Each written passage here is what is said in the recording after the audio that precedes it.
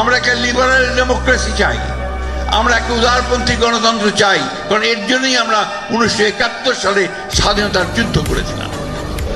সেদিনও প্রায় 30 লক্ষ মানুষ শহীদ হয়েছিল, আমাদের মা বোনদের সম্ভ্রম নষ্ট হয়েছিল।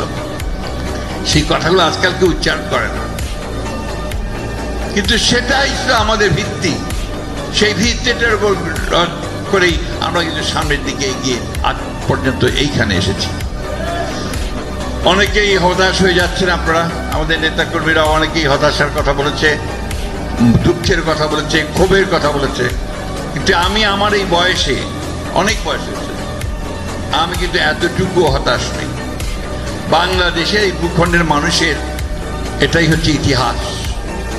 লড়াই করে করেই বাংলাদেশের মানুষ বেঁচে থাকে এবং ঝড় ঝঞ্ঝা সাইক্লোন সমস্ত প্রাকৃতিক দুর্যোগকে উপেক্ষা করে বাংলাদেশের মানুষ বাঁচার স্বপ্ন দেখে। এবং একটা জিনিস খেয়াল করে দেখবেন যে রিক্সা চালায়, রিক্সা শ্রমিক ভাই, সে পর্যন্ত যখন রিক্সা চালানোর পরে একটা গাছের ছায় আসে, রিক্সা থেকে একটু আরাম করে, তখন তাকে গিয়ে আপনি জিজ্ঞেস করেন ভাই কেমন আছেন, দেখবেন খুব হেসে উত্তর দেবেন ভালো আছি।